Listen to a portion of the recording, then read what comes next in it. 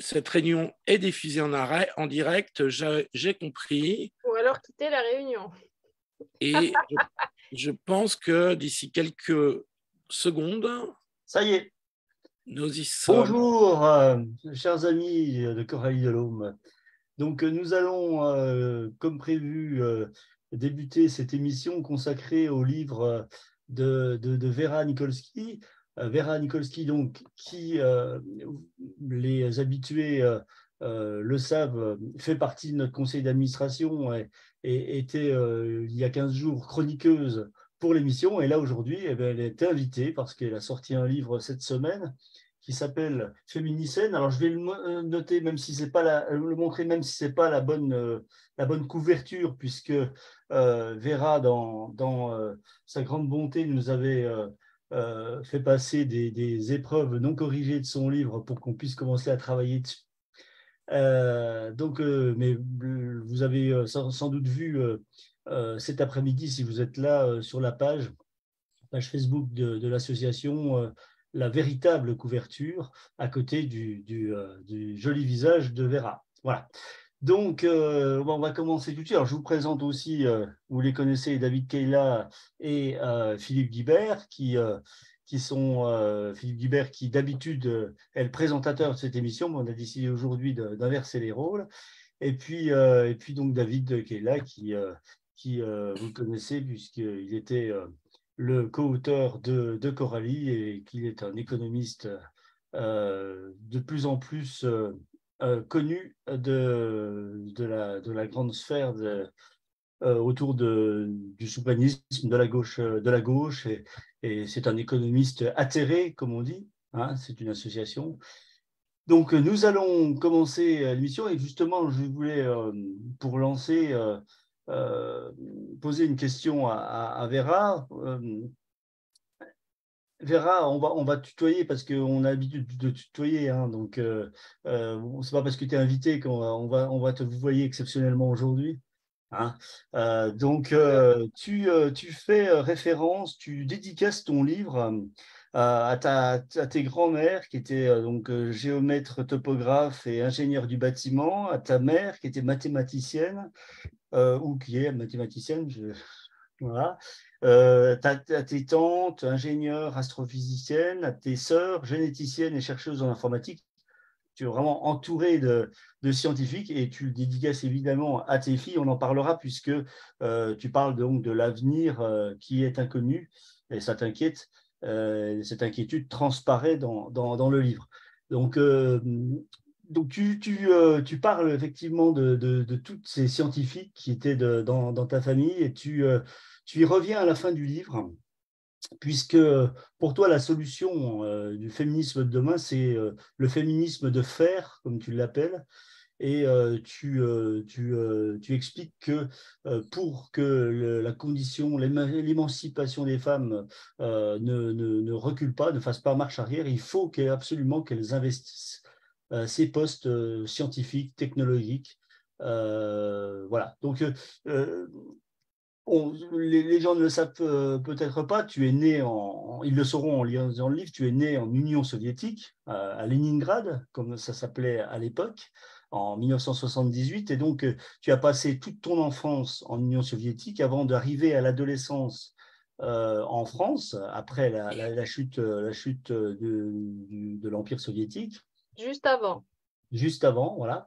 Et donc, c'est comme, je voudrais que tu nous expliques justement ce rapport que tu as, parce que effectivement, tu étais dans un pays, l'Union soviétique, où les femmes, beaucoup de femmes avaient, le niveau d'éducation était resté très, très fort, et en particulier dans ces domaines scientifiques. Et je voulais que tu nous expliques justement à quel point ce rapport au féminisme, à la condition féminine, a été influencé par cette expérience, par cette enfance en Union soviétique et donc par cet entourage de femmes qui étaient des scientifiques. Oui, bonjour à tout le monde. Bonjour David, bonjour David, bonjour Philippe. Donc effectivement, oui, je suis née en Union soviétique et je suis arrivée en France à l'âge de 13 ans. En classe de 4e au collège, et je viens en effet d'une famille de scientifiques. Mes deux parents sont mathématiciens. Mon père est un mathématicien assez connu dans son champ. C'est grâce à ça qu'on s'est retrouvé en France parce qu'il a été invité à travailler ici. Ma mère est mathématicienne également. Et effectivement, comme tu l'as noté, toutes les femmes de ma famille, toutes, sans exception, sauf moi, sont scientifiques ou ont eu des professions, des métiers techniques, ingénieurs, géomètres, topographes, etc. Alors oui, effectivement, l'Union soviétique était un pays assez paradoxal de ce point de vue. C'était un pays à la fois où les femmes étaient plus et moins émancipées qu'elles ne le sont aujourd'hui en Occident. Dans l'ordre domestique, je dirais qu'il y avait plus de répartition genrée des tâches, c'est-à-dire que les femmes assumaient beaucoup plus le travail domestique et les enfants, mais par exemple, dans l'ordre professionnel, c'était plutôt l'inverse, il y avait moins de différences genrées entre les professions. Alors, pas toutes, bien sûr, les infirmières étaient plutôt des femmes et les ouvriers métallurgistes étaient plutôt des hommes, mais dans beaucoup de domaines scientifiques et techniques, il y avait plus de femmes qu'en Occident. Et effectivement, c'est quelque chose qui m'a toujours paru naturel. Voir autour de moi des femmes qui s'occupent de ces domaines, qui font ces métiers, c'était pour moi quelque chose de tout à fait naturel. Donc, je pense que on sent cette empreinte dans mon livre. Alors, je suis arrivée en France à l'âge de 13 ans et comme je le dis dans mon livre, j'ai été la première à choisir mon orientation professionnelle dans un autre contexte et la première à ne pas faire de sciences. Donc, c'est quelque chose que je commente aussi dans ce livre.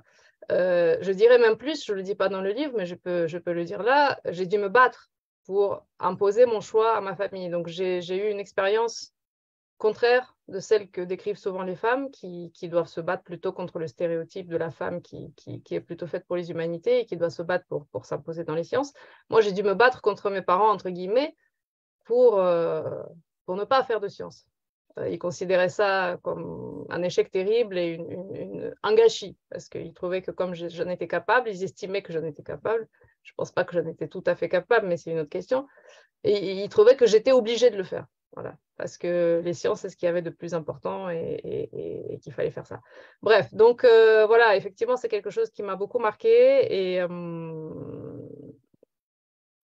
Et quand je suis arrivée en France, je me suis dit que paradoxalement, peut-être, même si dans d'autres domaines, l'émancipation des femmes était peut-être plus poussée, eh bien, dans le choix des professions, la dichotomie était peut-être plus forte. D'accord. Donc, David, donc, tu as écrit cette semaine la première recension du livre de Vera sur un site qui s'appelle Le Temps des Ruptures, je ne me trompe pas. Voilà, c'est ça. C'est ça. Et donc, je voulais te laisser poser une question à Vera, expliquer déjà comment tu as reçu la lecture de son livre, et puis donc lui poser la deuxième question de cette émission. Alors, effectivement, bon, d'abord, j'ai beaucoup aimé ton livre, Vera. Je te l'ai dit, et bon, je me permets de le redire ici. Ce que j'ai aimé dans ce livre, mais en fait, ça va un peu dans la continuité de ce que tu dis, parce que finalement, la science, pourquoi tes parents, et je sais pas, enfin, pourquoi tes parents voulaient que tu fasses la science? Sans doute parce que dans leur esprit, c'est beaucoup plus, comment dire, les disciplines de la vérité. Alors que les sciences humaines et sociales, c'est toujours les disciplines de débat, de discussion. Et ce que je retrouve dans ton livre, c'est justement ce goût pour la vérité. C'est-à-dire que tu n'as pas une approche du féminisme et de l'écologie, et j'en parlerai parce que je pense que c'est une des composantes les plus importantes du livre. Tu n'abordes pas ces questions sous un angle militant. Tu abordes ces questions sous un angle alors scientifique, biologique, on va y venir aussi, c'est-à-dire qu'est-ce qu'une femme, est-ce que c'est ce qu'on a décidé qu'on voulait être, hein, est-ce que c'est ce que la nature a fait de nous, est-ce que c'est dans le corps, c'est-à-dire dans la matière, ou est-ce que c'est dans l'esprit? Et très clairement, toi, tu as une approche matérialiste. Alors, matérialiste dans tous les sens du terme, c'est-à-dire dans le sens de l'importance du fait biologique du corps de la femme, tu racontes comment tu t'es aperçu, tu le savais évidemment, mais quand tu t'es mise à la boxe, eh bien sûr, en face d'un homme, eh bien non, en fait, une femme n'a juste pas du tout les mêmes capacités. Et ça, c'est un fait, on va dire, biologique et matériel également. Mais quand tu es aussi matérialiste, tu es aussi matérialiste au sens méthodologique. Alors, tu ne le dis pas dans ton livre, moi je l'ai écrit dans ma recension, et je pense que tu en seras d'accord, c'est que ton approche, elle est en fait marxiste, au sens du matérialisme dialectique de Marx. Alors ici, plutôt le matérialisme, c'est-à-dire, d'ailleurs, tu emploies les concepts de superstructure et d'infrastructure, qui sont des concepts marxistes, et en fait, ce que tu expliques, c'est que finalement, la construction de la société, des rapports de force de la société, des classes sociales pour Marx, sont toujours la conséquence d'une infrastructure économique, de la manière dont la société s'organise pour produire des richesses, en quelque sorte. Et donc, là, ici, ce que tu dis, en fait, c'est qu'aux origines, on va dire, on peut dire du patriarcat au sens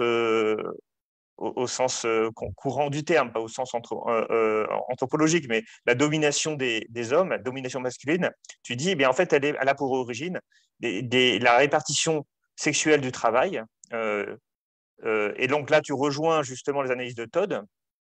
Et cette répartition sexuelle du travail, eh bien, elle est elle-même la conséquence de la biologie. C'est-à-dire, non pas que les femmes ne peuvent pas chasser, faire la guerre, etc. Elles peuvent évidemment faire plein de choses comme les hommes, mais elles le font avec moins d'efficacité. Or, dans les conditions extrêmement précaires de l'existence des premières sociétés humaines, eh bien, la logique veut qu'il y ait une division sexuelle du travail et que les femmes soient du coup plutôt enclins à s'occuper des enfants, s'occuper des personnes âgées, faire de la cueillette, rester en quelque sorte au camp, c'est-à-dire être dans la sphère du travail domestique, alors que les hommes qui ont plus de capacité de se mouvoir, eh bien, de fait, vont aller chasser, vont aller faire la guerre. Donc ça je trouve que voilà, c'est intéressant parce que ça met en quelque sorte le matériel et la biologie au cœur de l'explication de la domination masculine. Alors bien sûr, tu n'es pas la première à faire ça, d'ailleurs tu le rappelles, voilà, c'est des idées classiques, mais elles ont été un peu oubliées aujourd'hui. Maintenant, la question que je voudrais te poser, c'est que dans la deuxième partie de ton livre, tu vas mettre en avant le problème de l'avenir, et ce problème de l'avenir, eh bien, il est la conséquence de la raréfaction de nos ressources, de la fin du pétrole, de la crise climatique et écologique qui est devant nous. Et alors là, tu as quand même une vision de cette crise écologique qui est extrêmement sombre. Enfin, je veux dire, tu parles d'une division par deux de la population humaine, tu parles de la hausse de la mortalité infantile liée à l'incapacité qu'on aura de trouver des antibiotiques suffisamment puissants à cause du développement de l'antibiorésistance des bactéries. Tu parles d'effondrement civilisationnel. Alors, du coup, on se dit, mais oulala, mais alors en fait, elle est en train de. Enfin, est-ce que vraiment la question des droits des femmes, est-ce que ça va être ce qui sera le plus important si toute la civilisation s'effondre? Enfin, je veux dire, on finit par se poser la question de savoir, mais c'est quoi ce livre, quoi? Je veux dire, au départ, on parlait de féminisme, puis là, maintenant, on parle de catastrophe. Et moi, en fait, ça m'a un peu gêné, pour tout dire. Ça m'a un peu gêné parce que du coup, on perd le sens du propos du livre, qui est quand même. Et puis, ce catastrophisme, pour moi, il est quand même un peu spéculatif. Parce que, certes, on peut imaginer la fin du pétrole. Mais voilà, mais même s'il n'y a plus de pétrole, et si ça va sans doute arriver assez tôt, il y a d'autres sources d'énergie possibles. Il y a, même au niveau du nucléaire et autres. Les connaissances scientifiques ne vont pas disparaître. Et puis même l'antibiorésistance, oui, d'accord, mais enfin, elle ne va pas forcément dégénérer comme tu en parles. Et de toute façon, je veux dire, l'eau de Javel et les gels hydroalcooliques, ça tue les bactéries. Donc, même si on ne peut pas avoir d'antibiotiques par voie orale, on aura toujours des systèmes d'aseptie qui permettront d'éviter, quand on a Enfin, je ne crois pas que les enfants vont mourir de gangrène, on va leur couper la jambe parce qu'ils seront écorchés le genou, quoi. Parce que ce n'est pas l'antibiotique, en fait, qui fait ça. Et donc, par exemple, la question de la hausse de la mortalité infantile, Alors certes, on voit une petite hausse en France de la mortalité infantile, mais enfin, elle reste très, très faible. Pour moi, ça reste spéculatif. Et donc, ma question, c'est, est-ce que vraiment, je veux dire, cette espèce de catastrophisme que tu mets dans le livre, quelle est sa part? Est-ce qu'il est là pour dire, bon, comment dire, préparons-nous au pire, comme ça, voilà, on sera tranquille? Ou est-ce que vraiment tu as la conviction que l'avenir dans les 40-50 prochaines années sera extrêmement sombre et une grande partie de nos droits et de notre civilisation va être condamnée à s'effondrer? Alors, merci pour cette très longue question. Oui, il y avait énormément de choses que tu as dites déjà par toi-même. Alors, je voulais juste, avant d'aborder la question proprement dite concernant l'avenir et le catastrophisme dont tu parles, aborder la question disons, apporter une précision sur quelque chose que tu as dit sur l'aspect biologique et les déterminants biologiques de l'inégalité entre les hommes et les femmes.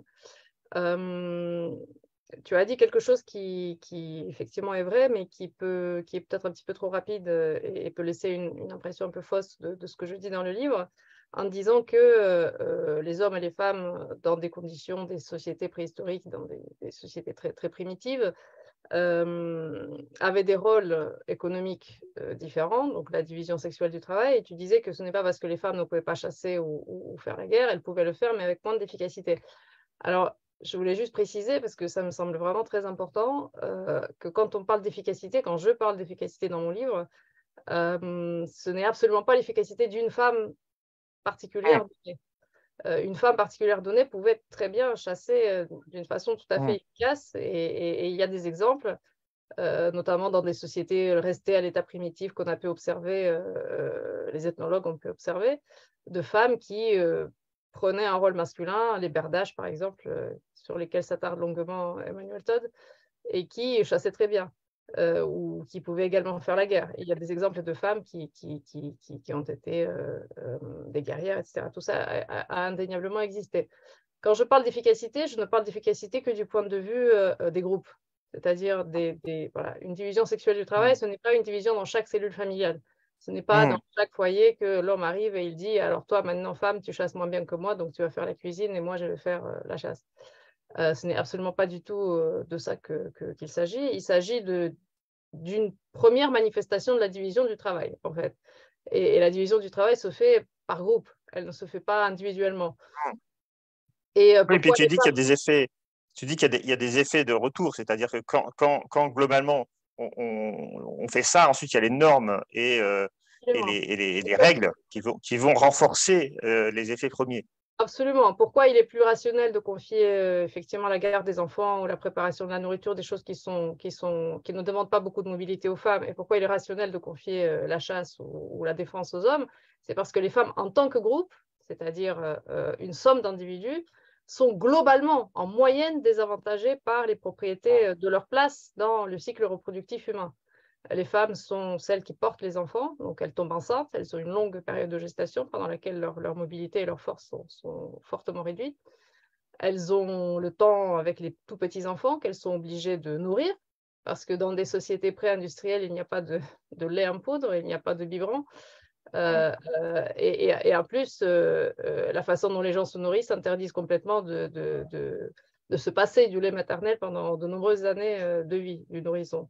Donc, les femmes sont tenues par effectivement cet élément complètement matériel en tant que groupe, parce que le groupe doit se reproduire, donc la plupart des femmes font des enfants. Et comme la plupart des femmes font des enfants, elles sont encombrées par ces arrêts dans leur activité, dans leur mobilité.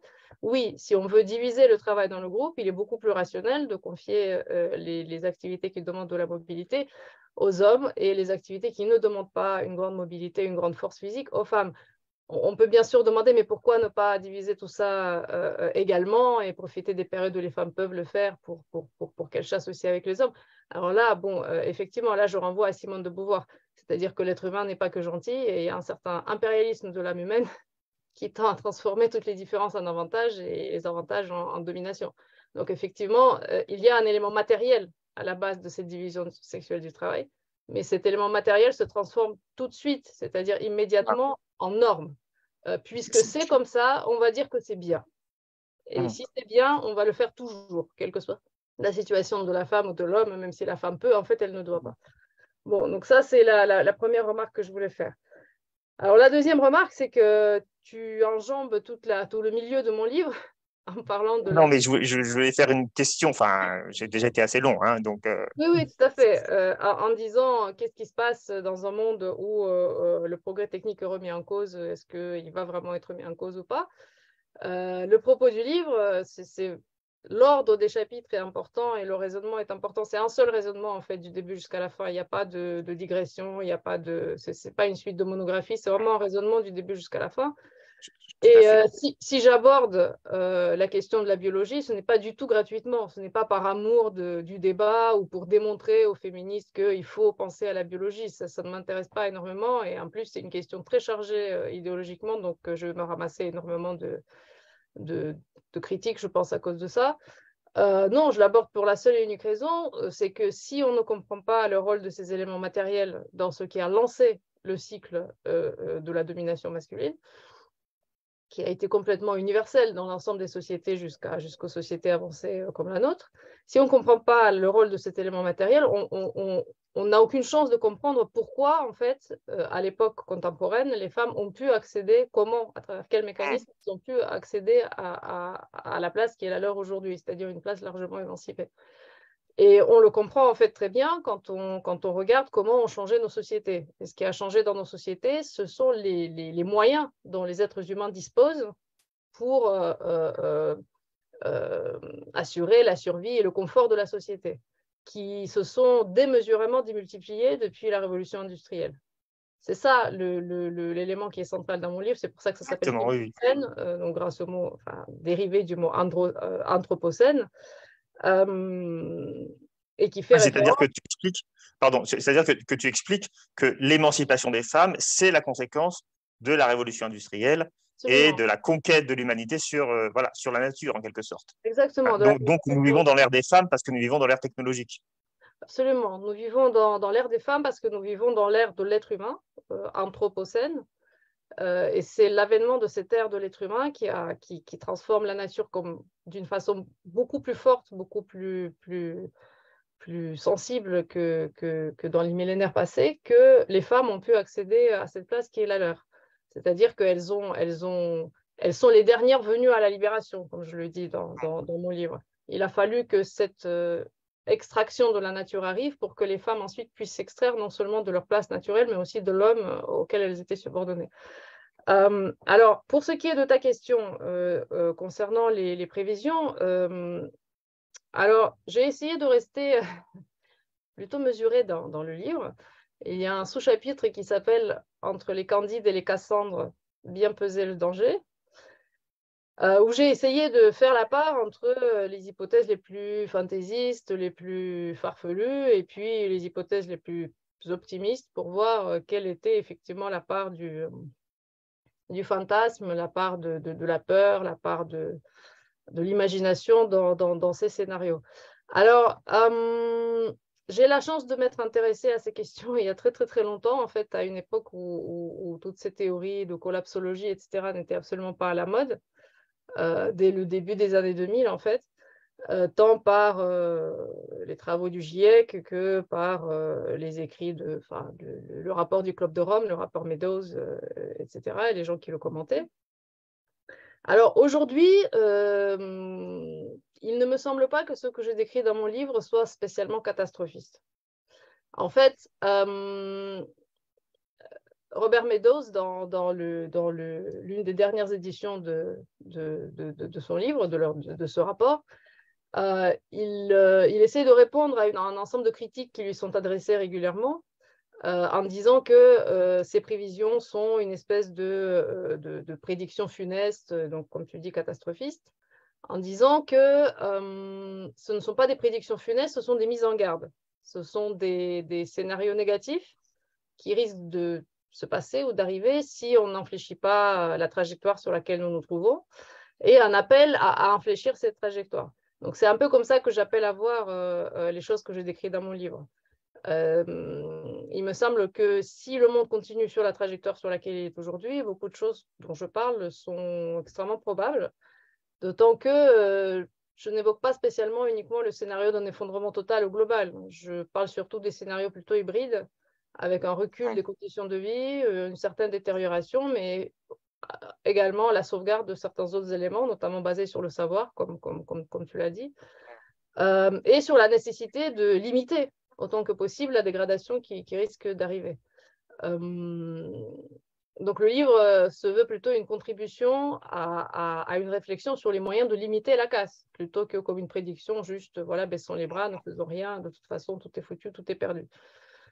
Après, effectivement, je suis plutôt... Est-ce que tu crois vraiment qu'on va vers une hausse de la mortalité infantile dans les pays riches? Oui, alors ça, c'est une très bonne question parce qu'en fait, le livre est parti de là, en fait. À l'origine, la chose qui m'intéressait le plus, c'était les antibiotiques. C'est de cette question que tout découle parce que j'ai la chance d'avoir 2 sœurs qui travaillent dans des domaines liés à la santé.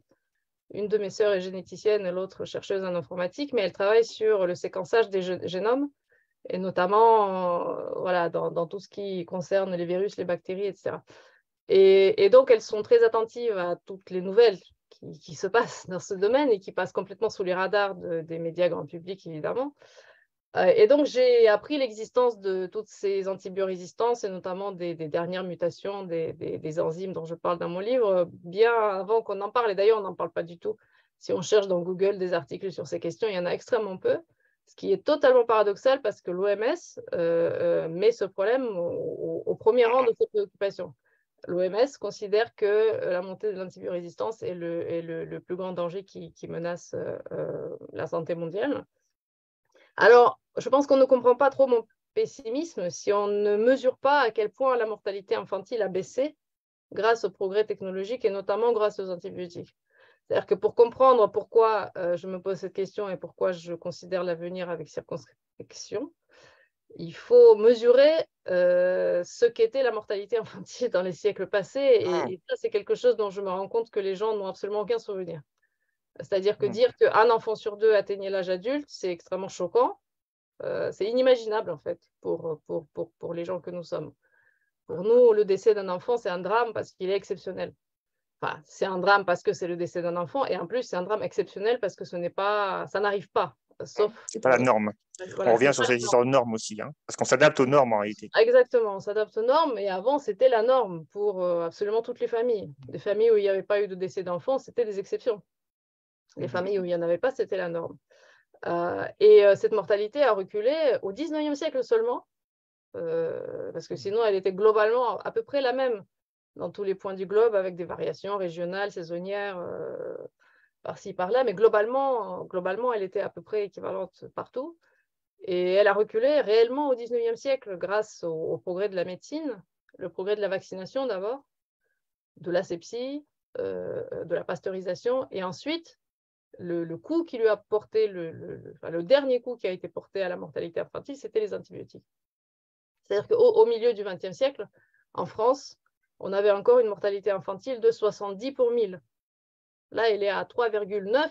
Je cite 3,5 dans mon livre. Elle est remontée, en fait, les 2 dernières années de quelques dixièmes de %. Mais elle reste inférieure à 4 pour 1000. Sans les antibiotiques, elle était à 70 pour 1000. C'est-à-dire moins de 0,4%, hein, pour que les 0,4 pour 1000, c'est 0,4%. Exactement. Voilà. Oui, non, mais aujourd'hui, elle est si faible. Et on parle des moins de 5 ans, hein, quand on parle de mortalité infantile, c'est ça? Non, on parle de moins de 1 an. De moins de 1 an. Non, mais c'était parce qu'il y a différents niveaux. Oui, après, on a aussi mortalité infantile sous 5 ans, en dessous de 10 ans, on peut calculer. Mais quand on dit juste mortalité infantile, en général, on fait référence à moins de 1 an. Donc, effectivement, quand on regarde les travaux qui sont faits dans le domaine des antibiotiques, notamment les rapports de l'Organisation mondiale de la santé, et les derniers travaux qui sont sortis en 2022, que je cite dans mon livre, oui, je trouve ça très inquiétant, oui. C'est inquiétant, d'accord, mais on n'est pas sûr que ça va augmenter la mortalité infantile. Pour l'instant, on ne le voit pas, ça, en tout cas. Pas dans des proportions Non, absolument pas, oui. Pour l'instant, on ne le voit pas. Alors, ce que j'essaye de montrer dans mon livre, c'est que le problème de l'avenir et le problème des évolutions historiques en général, c'est que beaucoup de choses arrivent en même temps.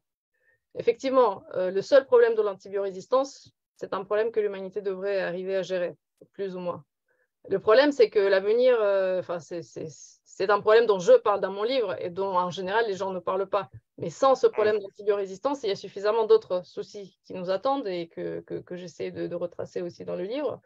Et le problème, à mon sens, c'est que beaucoup de ces problèmes, de ces détériorations, risquent d'arriver en même temps. Et des choses qui arrivent en même temps, ce sont des choses qui se télescopent. Et le problème, dans ce cas-là, c'est le problème de la temporalité. L'humanité a beaucoup de ressources. Elle peut arriver à répondre à beaucoup de problèmes. Mais est-ce qu'elle va arriver à y répondre dans le temps qui lui est imparti sans subir de grandes désorganisations? Ce n'est pas certain. Et à mon avis, les gens qui pensent qu'une certaine dose de désorganisation il y aura sont plus réalistes que les gens qui pensent qu'il n'y en aura pas du tout. Alors on va maintenant passer la parole à Philippe, qui a été bien sage jusqu'à maintenant. Et donc, Philippe, à toi. Il faut que tu mettes ton micro. Hein. Tu as coupé ton micro, Philippe. Voilà, vous m'entendez bien là? Bonjour à Oui. tous. Oui, Vera, moi, ce qui m'a vraiment... je reviens un tout petit peu en arrière, quitte à ce qu'on revienne ensuite sur les perspectives qui sont effectivement assez sombres, enfin inquiétantes, ou en tout cas préoccupantes dans ce que tu décris dans le livre. Je trouve que la grande force de ton livre, ça a déjà été dit, c'est de remettre très fortement l'accent sur les conditions matérielles d'existence, et notamment sur la mortalité infantile dont tu viens de parler, qui est le facteur peut-être le plus décisif dans l'émancipation des femmes. Et du coup, et tu as raison de rappeler tous ces éléments qui font que de la société primitive à la société agricole, plus sédentaire, puis à la société industrielle, les conditions d'existence, avec d'ailleurs des allers-retours, hein, parce que dans les débuts de la société agricole sont très durs pour les femmes, tu le soulignes, mais que progressivement, c'est ces conditions matérielles qui permettent de donner les possibilités d'émancipation par rapport pour le dire très vite, à la sphère domestique dans laquelle les femmes étaient principalement confinées. Je me suis dit, est-ce que c'est pas ça aussi qui permet, parce que tu insistes beaucoup sur l'infrastructure, sur les conditions matérielles, et c'est très important parce que c'est très largement négligé.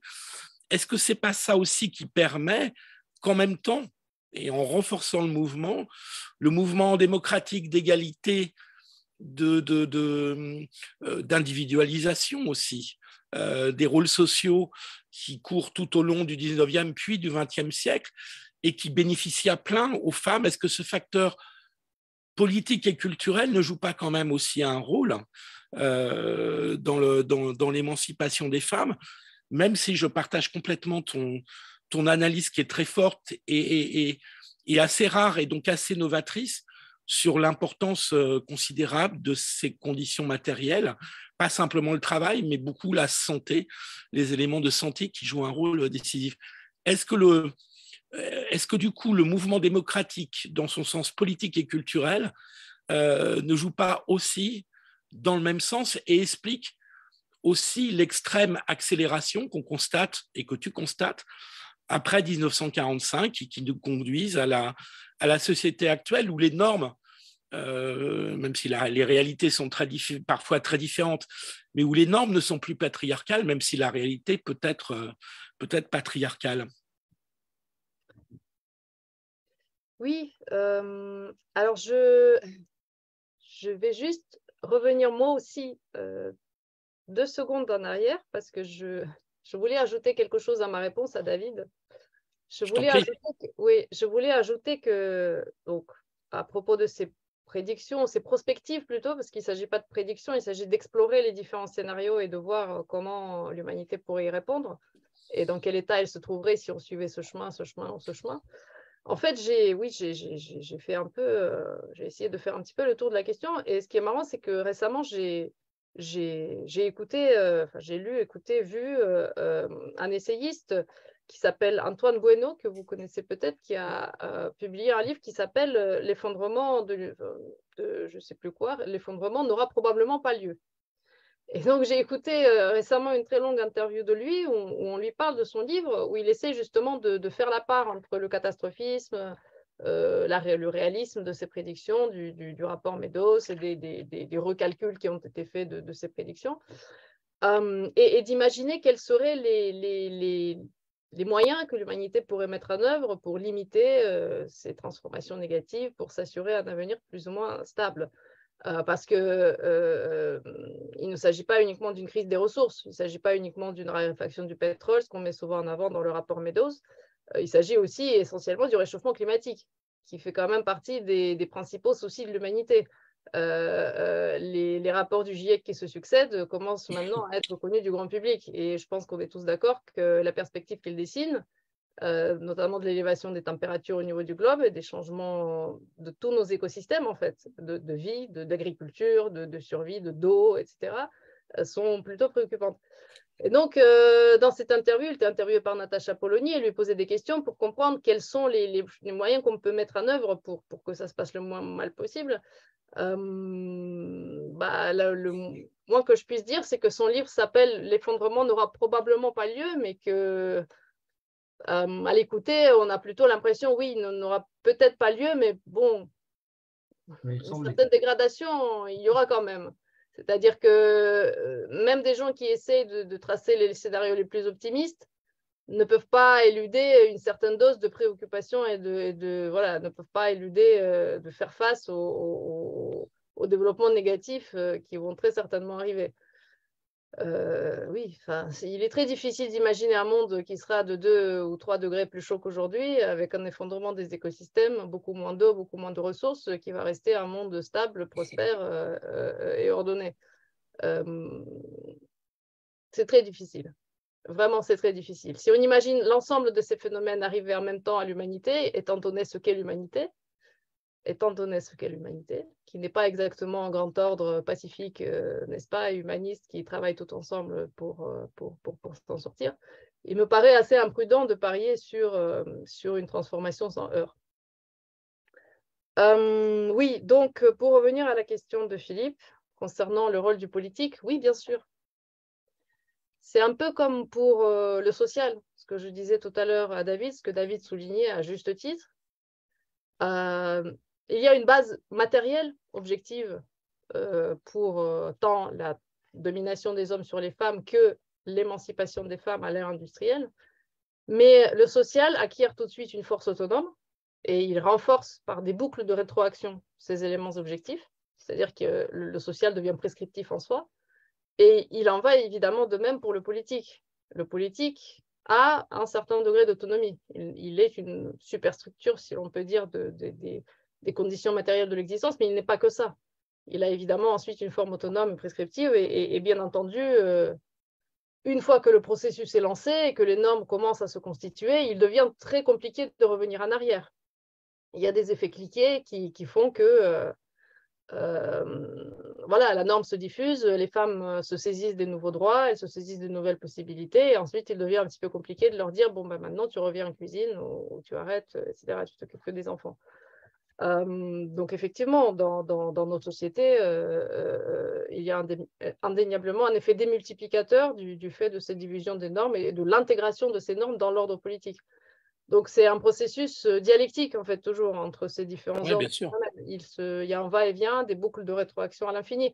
Mais malheureusement, ce que j'essaie de montrer dans la deuxième partie du livre, c'est que négativement, il en va de la même façon. C'est-à-dire que du moment où quelque chose commence à se détruire, c'est aussi des boucles de rétroaction qui interagissent avec le reste, et ça s'amplifie aussi dans l'autre sens. Donc, sauf que ça peut, mais ça peut ne pas aussi. Parce que les forces, comment dire, le principe d'égalité, qui est aujourd'hui une norme sociale, quand même, va peut-être contrecarrer, je veux dire, le retour de la matière, le retour de la dégradation des conditions de vie pour créer quelque chose de nouveau. Parce que, en fait, tu as raison de dire qu'il y a eu une émancipation très récente en fait, dans l'histoire de l'humanité des femmes, émancipation quand même très forte. Je veux dire, aucune société dans l'histoire n'a eu tel niveau d'égalité.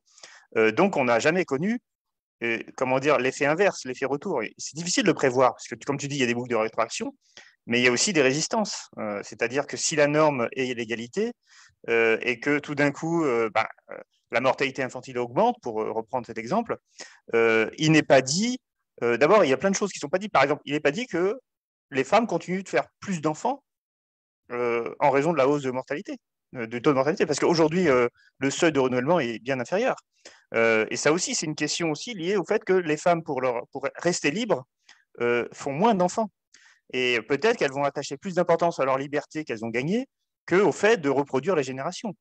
Donc, au moins dans un premier temps, parce qu'évidemment, on arrive à la fin de l'humanité, mais dans quelques siècles, hein, donc on n'est pas à ce niveau-là. De la même façon, peut-être que les hommes seront obligés de davantage se mettre au service des femmes pour protéger l'avenir des générations futures en raison de dégradation des conditions matérielles d'existence. Donc là, à mon avis, c'est difficile d'être certain de quoi que ce soit, en fait. Hein. Oui, tout à fait. Mais d'ailleurs, j'essaie de dire dans le livre que je ne suis pas certaine de beaucoup de choses.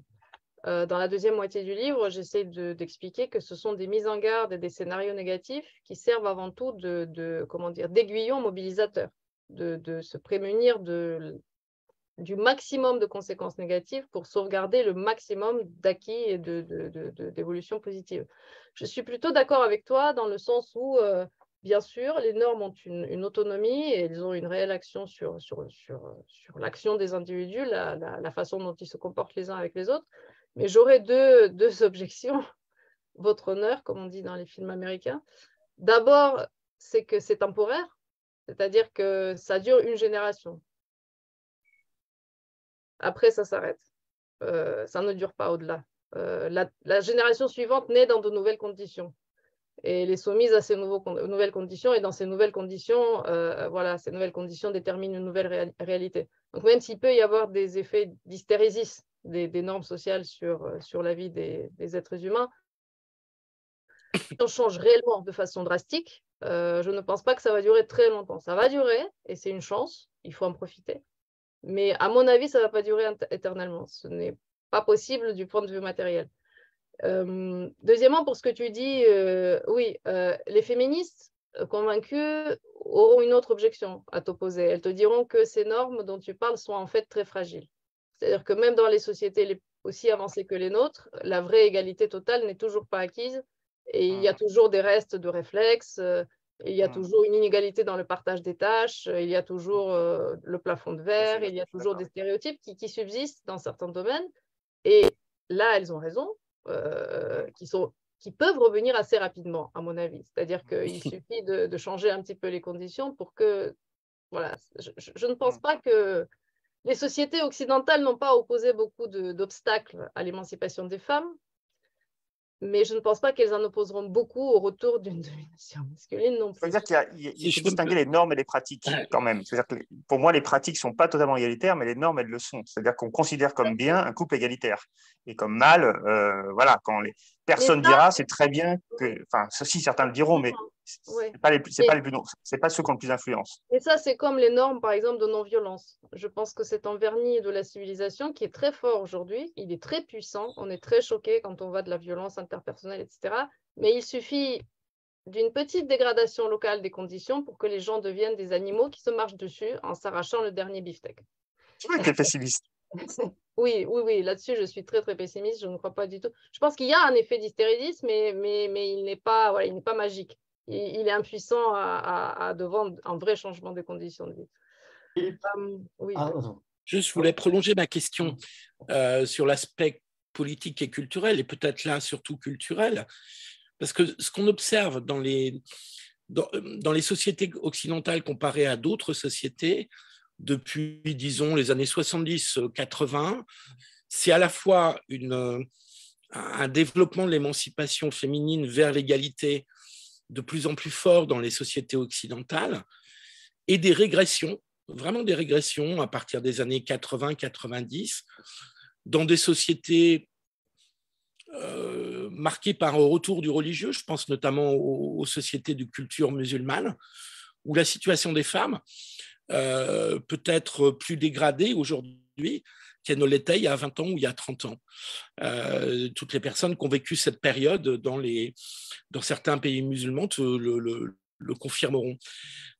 Comment tu analyses, toi, ce décalage entre des sociétés occidentales qui vont de plus en plus vers l'égalité, vers une volonté presque d'indifférenciation homme-femme, et puis ces sociétés qui vivent aussi des évolutions technologiques et économiques très fortes, hein, parce qu'elles ne sont pas en dehors du mouvement économique et technique de la globalisation, et qui en même temps sont dans des mouvements réactifs à base religieuse le plus souvent. On peut constater ça dans l'univers arabo-musulman et plus généralement musulman, pas simplement arabe. Je ne sais pas si on peut le constater en Russie, je ne connais pas assez bien, mais avec un certain retour de la religion orthodoxe, on a un discours très masculiniste. Comment tu analyses tout ça, ces évolutions un peu contradictoires, alors que les conditions matérielles d'existence sont un peu communes, même si elles ne sont pas aussi développées dans certains pays, mais elles sont quand même assez communes à l'ensemble de ces zones culturelles ou civilisationnelles. Oui, alors ça, c'est une question absolument passionnante et je n'ai pas honte de dire que dans mon livre, elle reste plutôt à l'état de question ouverte. C'est-à-dire que j'aborde cette question, mais je le dis honnêtement, il s'agit plutôt de pistes et d'hypothèses de réponses que de réponses creusées. Sur d'autres thèmes, j'ai établi des relations qui, moi, me semblent assez creusées. Sur cette question-là, c'est plutôt des questions ouvertes. Effectivement, en fait, dans le monde, on peut distinguer deux zones, en gros, grosso modo. La zone de l'Occident où la révolution industrielle et cette grande transformation du monde avec l'industrialisation a été un processus endogène. C'est-à-dire que la révolution industrielle est née en Occident et l'Occident a connu avec cette révolution industrielle et ses conséquences une espèce de mouvement logique, intégré, total, global, qui a coïncidé avec plein d'autres transformations. Par exemple, la religion chrétienne a reculé au même moment que la domination masculine, à peu près au même rythme. Absolument. Voilà, on a toute une série de phénomènes comme ça qui se sont conjugués pour transformer de fond en comble nos sociétés et affaiblir la force des chaînes, des entraves, des traditions, des déterminismes qui pesaient sur les individus dans nos sociétés. Et puis, il y a d'autres zones dans le monde où la révolution industrielle n'a pas été endogène. En fait, on a introduit l'industrialisation dans ces pays plus tardivement et elle est arrivée dans ces pays par des voies très différentes et hétérogènes. Il y a des zones comme l'Union soviétique, la Chine, où il y a eu un processus très volontariste politique. On décide de faire l'industrialisation, donc dans un processus très violent aussi. En Union soviétique, il y a eu l'industrialisation, ça a été un processus. Et en Chine aussi. Hein. Et en Chine aussi. Le grand bond en avant, ça a tué pas mal. Hein. On est tout à fait d'accord, mais je connais mieux l'Union soviétique. Ça a été un processus d'une grande violence y compris physique, c'est-à-dire avec des morts, avec après, on peut discuter. Le capitalisme aussi, à l'époque des enclosures, ça a été non plus pas une partie de plaisir. Mais disons qu'en Union soviétique, ça a été très concentré dans le temps, donc très violent, et ça procédait d'un volontarisme politique. Ce n'était pas un processus endogène qui est né, qui s'est développé tout seul, etc. Mais ce qu'on observe, c'est que oui, et puis il y a d'autres pays où c'est encore d'autres voies d'introduction de cet élément industriel. En Turquie, il y a eu aussi un moment volontariste, même s'il n'était pas du tout communiste ou pas entièrement socialiste. Dans les pays du tiers-monde, dans les pays émergents comme la Chine, c'est plus tardif, mais bon, voilà, c'est pareil, ça procède plutôt des décisions politiques qui donnent l'impulsion. Mais ce qu'on observe, c'est que curieusement, quelle que soit la partie du monde, et notoirement les pays arabes, les pays musulmans, cette industrialisation a souvent donné quand même une impulsion vers l'émancipation des femmes. C'est-à-dire que même dans des sociétés par ailleurs extrêmement arriérées, beaucoup moins modernes, beaucoup moins sécularisées que les nôtres, comme, je ne sais pas, l'Afghanistan, la Turquie à l'époque, etc., on a eu un mouvement d'émancipation des femmes. En Turquie, ça a été un mouvement extrêmement fort. À un moment donné, les femmes turques avaient plus de droits que les femmes occidentales au début du XXe siècle. Donc, voilà. Et ensuite, là-dessus, se superpose un deuxième facteur qui est le facteur de la religion. Bon, sans parler des structures familiales qui sont chères à Emmanuel Todd. Donc, à mon avis, c'est quelque chose qui est très difficile à analyser à une seule phrase. C'est-à-dire qu'on a en Occident un modèle parfait, entre guillemets, où on a un mouvement endogène qui se déroule, qui a un début, un milieu et une fin, où l'industrialisation produit des effets vraiment décelables du point de vue logique. Et puis le reste du monde où elle a été contrariée par des vents contraires, c'est-à-dire l'introduction volontariste et puis le retour de la religion, qui n'est pas la même religion aussi. La religion musulmane n'a pas la même histoire, n'a pas le même âge non plus que le christianisme. Et puis aussi le fait que ces pays ont été ensuite colonisés et ensuite sont passés par la décolonisation, donc qui avait un rapport très complexe à l'Occident. Et au modèle occidental, il y avait une volonté d'imitation, une volonté de dépassement dans le même modèle, donc industriel, mais aussi une volonté de se distinguer par une sorte de défi. Indépendamment de ça, le processus d'industrialisation, dans beaucoup de pays, n'est pas complet du tout. Absolument, il n'est pas complet du tout. Dans la plupart des pays en voie de développement, justement, ils sont en voie de développement et ils n'arrivent pas. Ils sont à la fois dominés, ils sont spécialisés dans les matières premières ou dans l'agriculture. Ils ont énormément de mal à exister dans les domaines les plus technologiques. Et en fait, tu sais, moi, dans mes cours d'histoire des faits, j'explique à mes étudiants que l'industrialisation a accompli plusieurs choses. D'abord, effectivement, un développement économique, mais derrière, il y a aussi des aspects sociaux. Et dans ces aspects sociaux, on a plusieurs que je relève: la transition démographique, la démocratisation, la sécularisation et l'émancipation des femmes. Et en fait, tout ça va arriver ensemble. Et ce n'est pas étonnant que dans les pays où l'émancipation des femmes est plus faible, c'est aussi des pays dans lesquels la démocratisation n'est pas du tout achevée. Les pays arabes, là on parlait, je lisais un article, je ne sais plus où on disait que avec l'autoritarisme qui revient en Tunisie, Tunisie c'est quand même le pays de la révolution des printemps arabes. Et bien en fait, tous ces pays qui ont eu un épisode démocratique en 2011, et bien tous reviennent en arrière.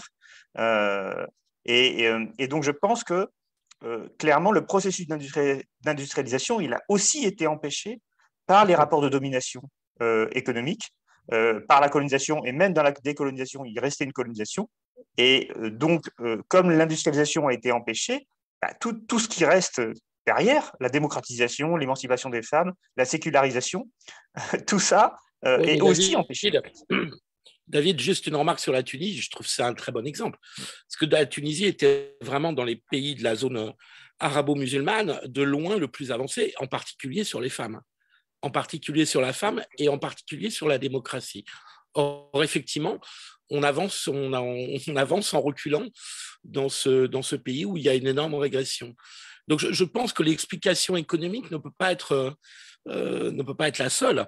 Même si l'explication techno-économique ne peut pas être la seule, même si elle compte absolument. Et en plus, la décolonisation Tunisie s'est passée relativement bien avec des relations avec l'ancienne métropole qui était d'une autre nature que par exemple en Algérie. Oui, mais l'économie tunisienne va très mal. Très mal. Sans doute en partie. Extrêmement mal. Extrêmement mal, tout à fait. Je suis totalement d'accord avec vous. C'est exactement ce que j'essayais de dire en disant qu'il y avait des va-et-vient et des vents contraires qui contrarient un mouvement qui n'est pas du tout un mouvement dans sens unique d'industrialisation et de tous les phénomènes qui l'accompagnent. Et qu'est-ce que je voulais dire? J'ai perdu le fil de ma pensée. Qu'est-ce que je voulais dire? On était sur la discussion entre culturel et économique. Non, je ne sais plus ce que je voulais dire. Mais effectivement, je souscris totalement au fait qu'il y a une autonomie à ces phénomènes politiques, à ces phénomènes religieux, et qu'ils peuvent entrer en collision avec le mouvement d'industrialisation. Ça ne s'est pas passé en Occident. En Occident, ça ne s'est pas passé parce que la religion chrétienne a périclité au même moment que l'industrialisation s'est imposée. Mais effectivement, dans ces autres pays, même s'il y a eu des mouvements d'industrialisation, ça n'a jamais été complet. Et pour ce qui est de l'Union soviétique, de la Russie, de l'Europe de l'Est notamment, là, pour le coup, je suis d'accord avec Emmanuel Todd dans ce qu'il dit à la fin de son livre, où il parle de ces pays qui ont connu un mouvement d'émancipation des femmes très comparable à celui qu'on observe en Occident. et qui, depuis l'effondrement des régimes communistes, connaît une espèce de recul avec ce qu'il appelle la régression vers le socle anthropologique, où lui, il y voit vraiment la résurgence des systèmes familiaux qui prévalent dans ces régions, ce qui n'est pas, voilà, ou de l'imaginaire collectif que ça suppose, en fait, que ces structures forgent au cours des siècles, où effectivement la Russie et l'Europe de l'Est deviennent des pôles de conservatisme par rapport à l'Europe occidentale.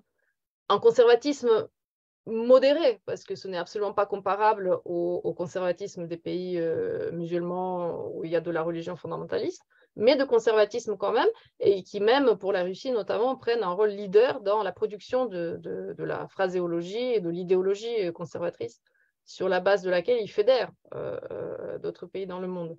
Donc, par exemple, la Pologne qui est un des pays de l'Union européenne, un des pays de l'Europe centrale qui se développe le plus, c'est le mieux, et qui est en même temps le pays d'Europe, sans doute, où par exemple l'accès à l'avortement est le plus remis en cause, non? Ou je me trompe? Oui, bah justement.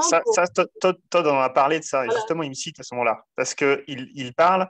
Enfin, moi, j'ai analysé les effets d'agglomération industrielle en Europe et le fait que la Pologne se prolétarise. Elle se prolétarise parce qu'elle n'attire pas n'importe quelle industrie, elle attire une industrie de sous-traitance, d'assemblage. Et donc, on voit le nombre d'ouvriers qui augmente beaucoup en Pologne et les cadres et tout le tertiaire, en fait, par ailleurs, et notamment dans les pays occidentaux où les salaires sont plus élevés.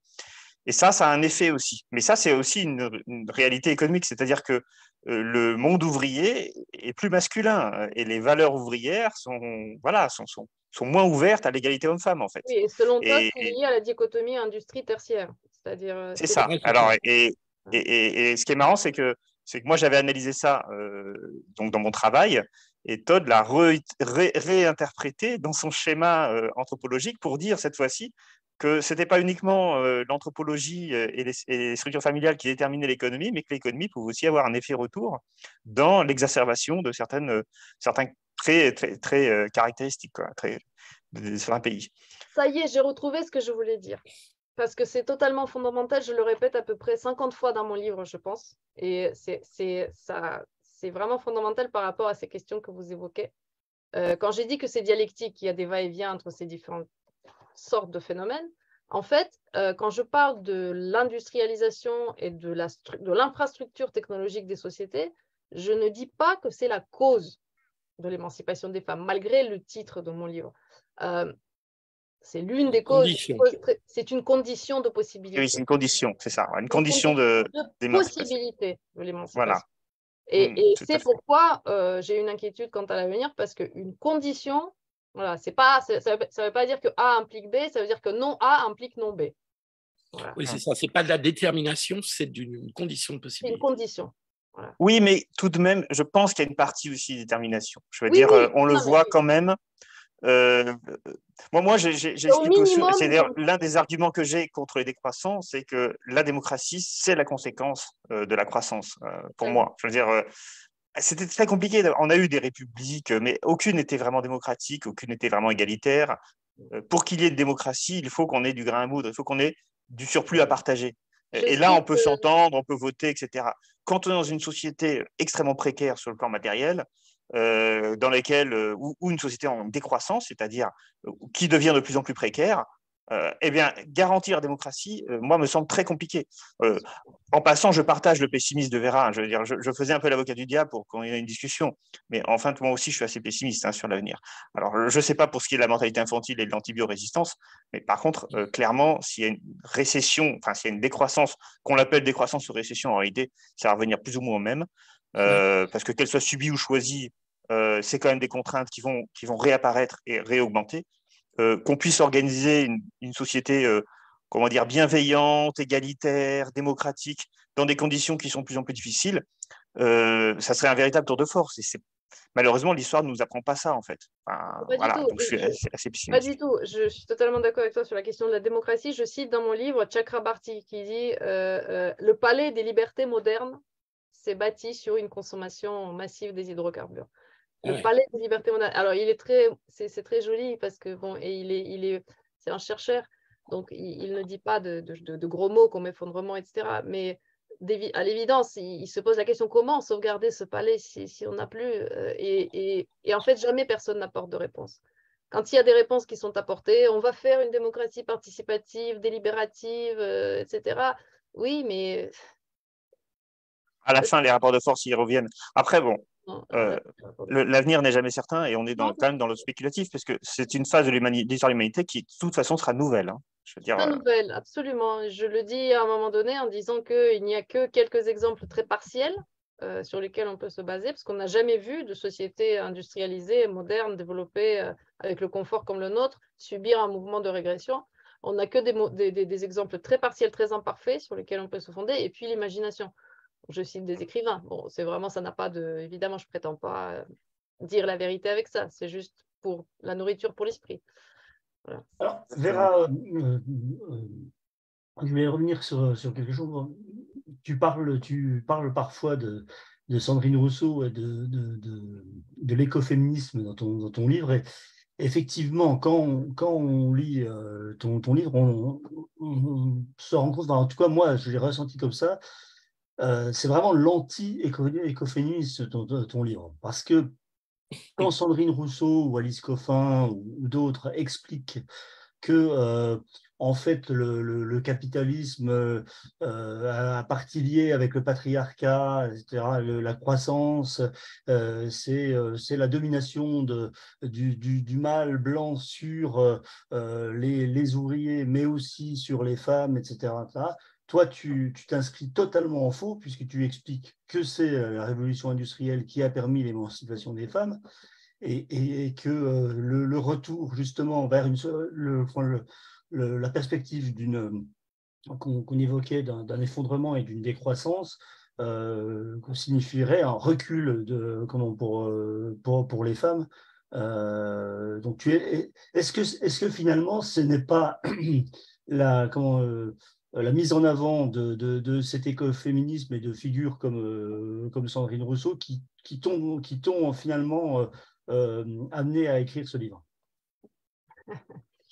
Oui, je dois beaucoup à Sandrine Rousseau notamment parce qu'elle a publié un livre qui s'appelle Par-delà l'androcène et qu'il y a ce vocable androcène qui m'a aussi poussé à mettre en avant le terme féminicène parce que voilà, c'est son livre qui prétend que effectivement tout est lié, toutes les dominations sont liées, ont partie liées, le capitalisme et le patriarcat et l'esclavagisme, etc. Enfin, bon, vraiment tout le mal du monde est lié. C'est une idée qui est compréhensible parce que les choses sont souvent liées, mais sauf que parfois elles ne le sont pas.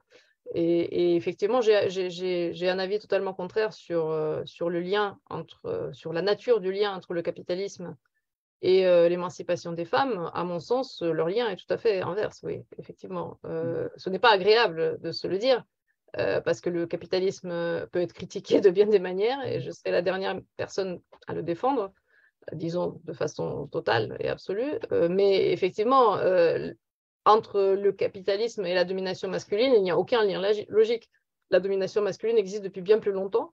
Elle a survécu sous le capitalisme dans les premiers temps et ensuite, elle s'est très largement effondrée. Et c'est, à mon avis, l'industrialisation. Non, mais quand on a une vision marxiste, on comprend très bien que le capitalisme qui est fondé sur le salariat, il a intérêt à salarier le plus de gens possible, y compris les femmes. Et puis, que les femmes échappent au salariat, c'était impossible dans le système capitaliste. Et puis le capitalisme, c'est un régime totalement révolutionnaire qui se révolutionne sans cesse, qui se renouvelle sans cesse et qui mouline, qui digère absolument tout ce qu'on lui donne.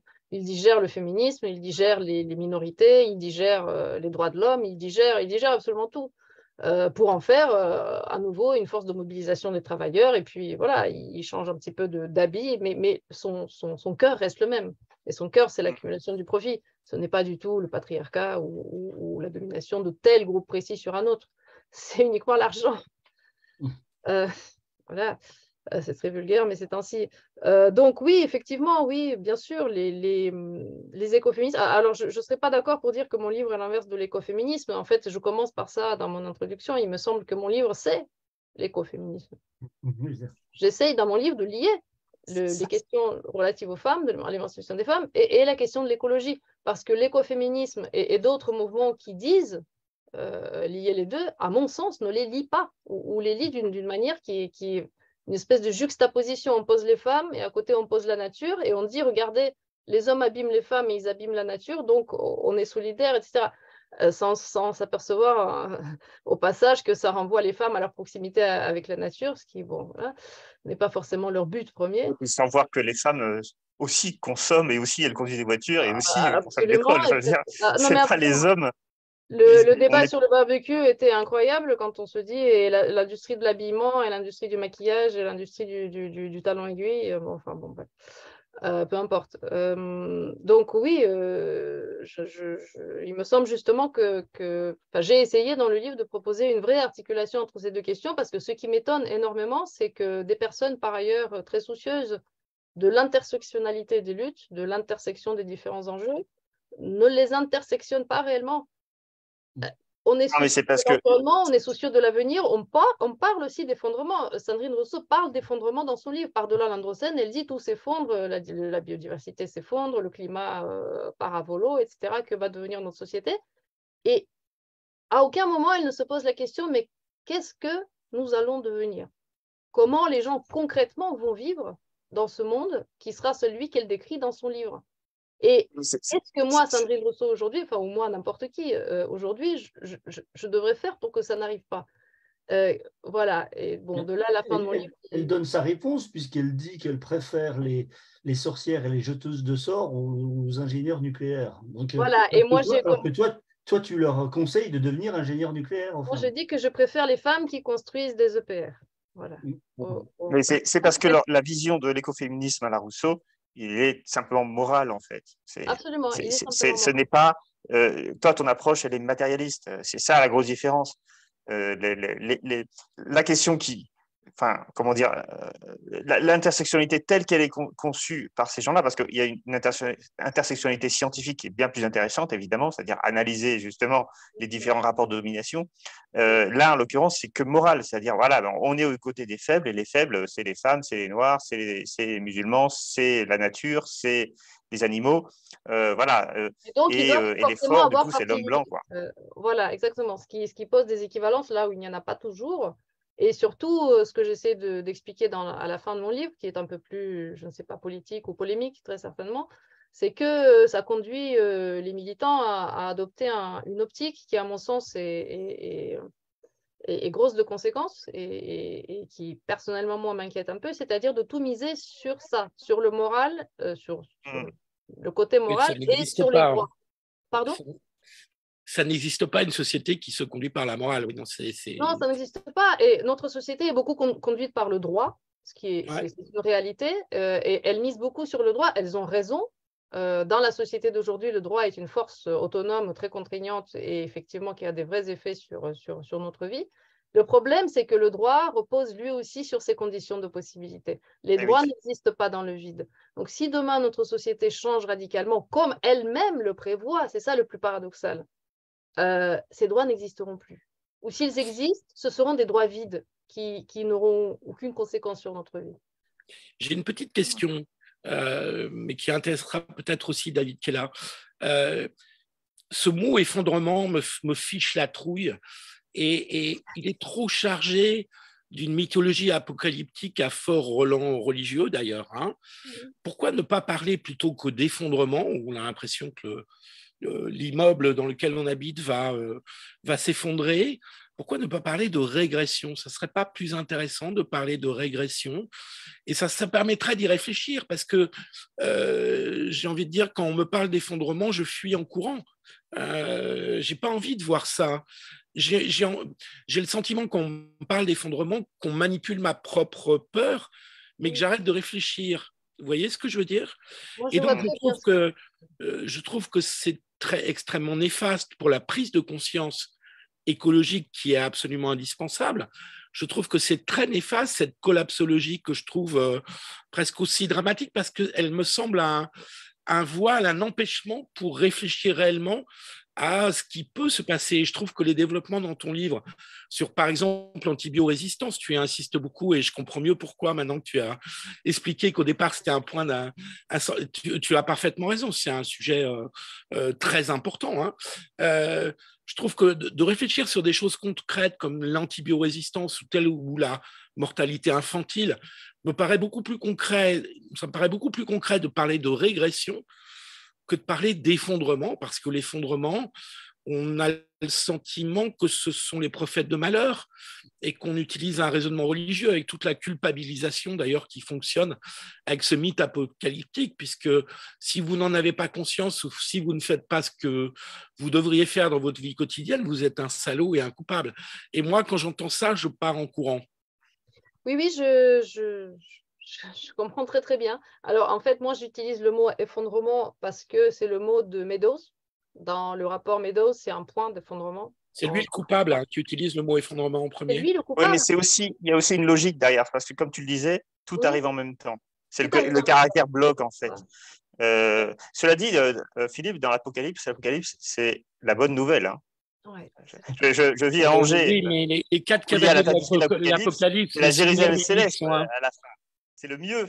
Et par ailleurs, et voilà. Mais maintenant, c'est évidemment pas comme ça qu'on le prend. Mais l'aspect religieux, c'est quand même l'espoir qu'il y a derrière l'Apocalypse. C'est pas du tout. Oui, mais attention, parce que la religion, en tout cas judéo-chrétienne, ça suppose de souffrir beaucoup pour obtenir la rédemption. Or, moi, j'ai pas forcément envie de souffrir beaucoup. Je veux bien souffrir un peu. Peut-être qu'on veut pas, mais qu'on va quand même souffrir un peu. On n'a pas envie de souffrir. On a oublié comment on pouvait souffrir. On a vraiment, vraiment, vraiment oublié tout ça. Mais régression plutôt qu'effondrement quand même. Hein. Non, mais je suis entièrement d'accord avec toi. En fait, je suis moi-même gênée par ce mot. Je t'avoue qu'en écrivant, en fait, j'ai essayé de l'utiliser le moins souvent possible. Et une fois sur deux, quand je l'utilise, je mets entre tirets effondrement au sens de la réduction du produit industriel par tête et de la réduction du quota alimentaire par tête, pour préciser que c'est ça que voulait dire Meadows. Il n'utilise pas le mot effondrement uniquement dans le sens total de... Oui. Tu parles d'effondrement civilisationnel quand même. Hein. Tu l'emploies ce terme. Après, moi, Oui, bon, de la civilisation thermo-industrielle, absolument. Mais ça, oui, absolument. Après, moi, j'aime bien le mot régression. En fait, je pense que ça correspond plus à ce que je pense, le mot régression, et notamment par rapport à la décroissance. Parce qu'en fait, c'est ça. L'idée de la décroissance, c'est l'idée d'organiser, en quelque sorte, une diminution de notre emprise anthropique. Hein, c'est ça l'objectif réel. Sauf qu'ils disent, mais on va le faire avec un surcroît de civilisation. C'est-à-dire qu'on va, en plus, aller vers plus d'égalité, plus d'humanité, plus de lenteur. Il y a aussi tout ce mythe-là derrière la décroissance. Or, ça, je pense que c'est un mythe. C'est-à-dire que, pour le coup, la décroissance me semble être une régression. Et une régression dans le sens où ça va être davantage de contraintes, et la contrainte, c'est jamais bien, en fait. C'est pas vrai. Et ça crée toujours plus de tensions que vraiment plus d'humanité. Mais une fois qu'on a dit ça, ça ne veut pas dire qu'on ne peut pas avoir un certain contrôle. Et c'est là où je pense le terme effondrement est problématique, parce qu'il suppose l'absence totale de contrôle du processus. Absolument. Or, on n'est quand même pas des idiots. Certes, les êtres humains se bagarrent beaucoup et il y a une part de violence de l'être humain, mais il y a aussi une part d'organisation. C'est quand même ça qui fait que notre espèce se caractérise par sa capacité à s'organiser et à se réorganiser extrêmement rapidement. Donc, il ne faut pas non plus être catastrophiste, hein, c'est encore un dernier mot, hein, en disant l'effondrement nous sera imposé et on n'aura aucun contrôle dessus. Et du coup, le mot régression me paraît plus pertinent, parce que même si la régression est forte, même si nos conditions de vie matérielles sont plus faibles, même si ça ne sera pas un progrès, ça sera vraiment une régression dans tous les sens du terme, ça ne veut pas dire que l'humanité va disparaître, et ça ne veut pas dire qu'on n'aura pas un petit contrôle dessus, et ça ne veut pas dire que dans les mécanismes de régression, il n'y en a pas des préférables à d'autres. Donc ça veut dire que derrière, il y a plein de possibilités, en fait. Absolument, mais ça redonne la main, ça redonne une marge d'action. Oui, mais tu sais, tout à l'heure, tu as dit, du coup, ça enlève le sens de ton livre. En fait, le sens de mon livre, s'il y a un sens qu'il faudrait lui donner, c'est très précisément celui-ci. C'est-à-dire que quelles sont les solutions pratiques et les solutions d'organisation auxquelles on peut penser dès aujourd'hui pour amortir le choc, c'est-à-dire pour que l'effondrement ne soit pas un effondrement, pour qu'il soit une régression contrôlée. Ah, et à quelle échelle c'est possible? Moi, je pense que c'est possible à des échelles nationales plutôt que mondiales, et de préférence nationale que locale, parce que le local, c'est trop petit. Je pense que c'est possible, qu'il y a plein de choses qu'on peut faire et qu'il est tout à fait urgent d'y réfléchir. Et le livre se veut aussi une invitation à réfléchir à ça, du point de vue global de l'humanité tout entière, des hommes et des femmes, des enfants et des personnes âgées, mais spécifiquement du point de vue des femmes. C'est-à-dire que les femmes seront encore moins bien loties que les autres en cas de grosse régression. Et donc, elles doivent y réfléchir très fort. Et c'est pourquoi le livre se conclut sur l'idée que c'est comme ça que je définirais le féminisme adulte. Le féminisme adulte, aujourd'hui, dans le moment historique que nous vivons aujourd'hui, le féminisme qui est pertinent par rapport au moment d'aujourd'hui, c'est de réfléchir à comment faire pour sauvegarder le maximum de choses positives et éviter le maximum de choses négatives. Voilà, c'est très simple en fait. On va un petit peu faire un petit tour sur ce qui se dit sur la page où diffuser cette émission. Alors, on a Jean qui essaye qui nous fait un petit trait d'humour. Il pose une question un peu humoristique. Il nous dit: les femmes étant les principales bénéficiaires de la révolution industrielle, comment leur faire rembourser leurs responsabilités dans l'anthropocène et le réchauffement climatique? On voit très bien que c'est un trait d'humour de sa part. Luc nous dit il reste l'exemple des travailleurs du bâtiment où les femmes semblent peu pressées de se projeter. Si on généralise ça à un scénario où le travail physique redevient important. Tu pourras nous en dire peut-être un mot. Et puis autrement, je vois que Simon, notre ami Simon Jolès, nous parle, quand on parlait du monde arabo-musulman, il nous cite l'Iran des années 50, qui est aussi où effectivement la condition de la femme était beaucoup plus enviable que maintenant.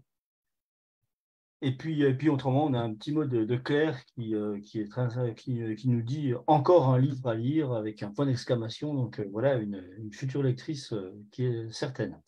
Voilà, peut-être que tu veux dire un mot sur ce que nous disait Luc. Oui, alors le travail du bâtiment, encore un métier sur lequel les femmes ne se ruent pas, c'est ça? Voilà, c'est ça, oui. Oui, complètement. Il y a des vidéos qui circulent sur Internet.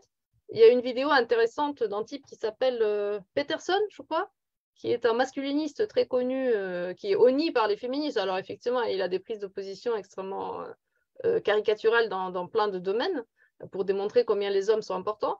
Mais de temps en temps, une partie des choses qu'il dit, oui, quand il décrit la participation des hommes à énormément de métiers totalement ingrats, physiques, éreintants, et depuis toujours, en fait.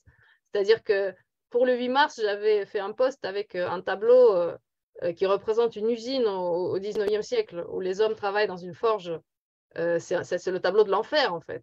Donc, les femmes n'étaient pas hyper bien loties non plus, et même, peut-être c'était pire par d'autres aspects. Mais c'est vrai que les hommes, aujourd'hui, sont éboueurs, ils sont ouvriers métallurgistes, ils sont ouvriers du bâtiment, ils sont camionneurs, ils travaillent à énormément de métiers extrêmement pénibles, extrêmement ingrats. Et c'est eux qui entretiennent toute cette infrastructure. Je dis dans mon livre que les femmes ont été des passagers clandestins de l'industrialisation. Ce sont elles qui en ont énormément profité par le biais du progrès médical, que je mets en évidence. Enfin, elles en ont encore plus profité que les hommes, disons, dans ma vision des choses, mais ce ne sont pas elles qui l'ont fait. Effectivement, elles ne l'ont pas fait. Alors, on peut dire avec Sandrine Rousseau que du coup, elles n'ont pas abîmé l'environnement ni lancé ces processus destructeurs de l'environnement qui nous attendent, ce qui est vrai. Et à la fois, il est vrai aussi qu'elles n'ont pas participé à cet énorme effort collectif qu'a déployé l'humanité pour se hisser au niveau de confort dans lequel on ne peut pas non plus complètement diviser les hommes et les femmes, parce que finalement, l'humanité, elle est quand même une. Je veux dire, voilà, les femmes. Enfin, je veux dire, les ouvriers qui allaient miner du charbon, ils avaient aussi une femme, ils avaient aussi des filles. Voilà, enfin, je veux dire, tout ça était quand même. Voilà, enfin, ça aussi, c'est cette vision d'opposition. Donc, Todd parle de féminisme, antagonisme.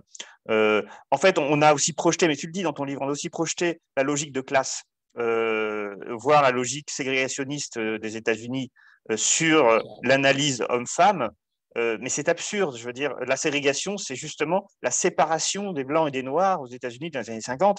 Or, les hommes et les femmes n'ont jamais été séparés. Je veux dire, heureusement, sinon l'humanité, elle n'aurait pas tenu très longtemps.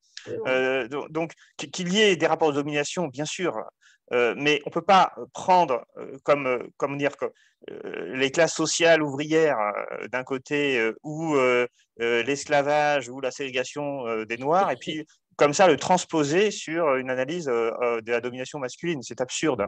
Absolument. Et comme je le dis, ça aussi, c'est dialectique. Il y a beaucoup de choses qui sont dialectiques, c'est-à-dire qu'il y a d'un côté l'inégalité ou l'oppression ou la domination, et de l'autre côté, il y a la solidarité. Et la cellule familiale et même les sociétés humaines dans leur ensemble ont été aussi des forces de résistance au chaos ou à la nature environnante et des structures qui ont permis aux êtres humains de survivre dans des conditions qui n'étaient pas évidentes. Et je suis totalement d'accord avec toi. Oui, on a projeté beaucoup de choses dessus. Notamment, on projette beaucoup de choses sur la préhistoire. Alors que, particulièrement à l'époque préhistorique, il est évident que la cellule familiale était avant tout une cellule de solidarité, de survie. Et de survie, oui. Exactement, oui, de survie et d'organisation optimale pour essayer de ne pas être mangé par le grand prédateur et plutôt de manger quelqu'un. Vera, je vais revenir au thème de la mortalité infantile. Tu cites souvent Emmanuel Todd dans ton livre. Ton livre est aussi une réponse à celui qu'il a écrit il y a quelques mois. Alors, tu sais sans doute qu'en 1976, il avait sorti son premier livre qui s'appelait La chute finale. Et il parlait effectivement, il prévoyait la chute de l'Union soviétique. Et il l'expliquait par la remontée de la mortalité infantile.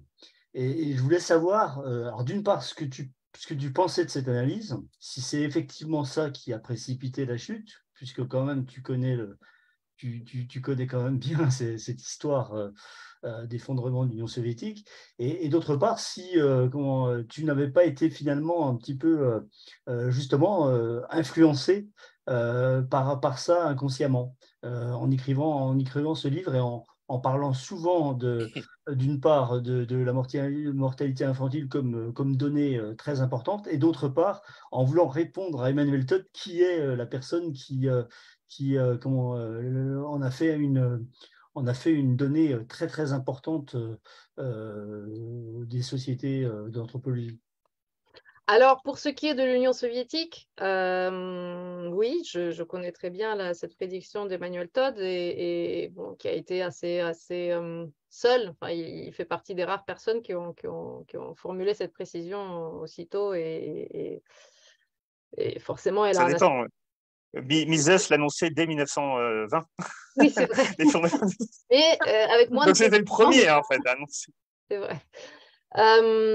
Oui, alors, c'est une question à laquelle je ne peux vraiment pas répondre pour la simple et bonne raison, c'est qu'il me semble que la mortalité infantile dans les analyses de Todd, ce n'est pas un facteur qui se voit. Il ne prétend pas que la mortalité, enfin, comment dire, il n'y a pas de mécanisme conscient grâce auquel la mortalité infantile a précipité la chute de l'Union soviétique. Et je ne pense pas qu'il en fasse une cause. Il utilise ça comme un indicateur, en fait. Oui, c'est ça, c'est un symptôme. C'est un symptôme de toute une série de problèmes qui montrent qu'une société ne va pas bien et qu'elle va moins bien, qu'il y a un recul, parce qu'effectivement, une fois que la mortalité infantile est basse, les sociétés ont tendance à vouloir la préserver à tout prix, parce que les enfants, c'est extrêmement important, et donc si ça recule, c'est que bon, on n'y arrive pas, quoi. Ça ne peut pas être de la simple négligence, c'est qu'il y a vraiment des gros problèmes. Donc, je pense que les causes sont multiples, les causes de l'effondrement de l'Union soviétique, mais c'est un indicateur intéressant. C'est un indicateur intéressant. Il se base là-dessus aussi aujourd'hui, Emmanuel Todd, pour analyser ce qui se passe aux États-Unis, où la mortalité infantile, pour le coup, monte assez fortement, bien plus fortement qu'en France. Et où ce taux est aussi l'un des plus inégalitaires dans le monde occidental, c'est-à-dire entre les milieux cultivés et les milieux aisés et les milieux populaires. L'écart est beaucoup plus important que, par exemple, en Europe. Tu disais, Philippe ? Non, j'ai bien aimé dans ton livre, un des aspects qui m'a fait sourire en lisant ton livre, c'est la façon dont tu fais la leçon à Emmanuel Todd. Oui, c'est-à-dire qu'à la fois, tu reprends des éléments qu'il établit, enfin son livre a effet polémique, ce qui est un peu dommage parce qu'il y a des choses intéressantes forcément dans son livre, que tu reprends et puis en même temps, tu lui explique gentiment, avec beaucoup de politesse et d'élégance, qu'en fait, il a juste oublié un truc essentiel sur la révolution industrielle et sur les conditions de possibilité matérielle de l'émancipation, enfin du mouvement d'égalité des hommes et des femmes. Et j'ai trouvé ça très réussi. J'aime bien aussi ta réhabilitation de Simone de Beauvoir, qu'on tend un petit peu à oublier dans le féminisme actuel, où on ne cite qu'une seule phrase, on n'en est pas femme, on le devient, en oubliant toute la démonstration qui va avec. Absolument, et en oubliant, à mon avis, en oubliant complètement le premier tome de son livre, qui, à mon avis, n'est presque plus lu ou plus lu du tout. Enfin, moi, je n'arrive pas à imaginer qu'un certain nombre de personnes aient lu ce livre et ensuite disent ce qu'elles disent. Enfin, ce n'est pas possible, en fait. On ne peut plus mentionner Simone de Beauvoir si on a lu ce premier tome. Elle devient aussi scandaleuse que moi. Enfin, voilà. Ouais, toi, tu n'es pas encore scandaleuse, Vera. Tu le seras peut-être dans quelques temps. J'espère. Le livre dont tu parlais, Vera, par rapport aux États-Unis et par rapport à la mortalité infantile, c'est celui-ci, c'est après l'Empire. Et en fait, il date de 2002. Il a déjà plus de 20 ans. Ouais. Oui, tout à fait. Mais bon, il continue à en parler parce que la mortalité infantile continue à monter aux États-Unis.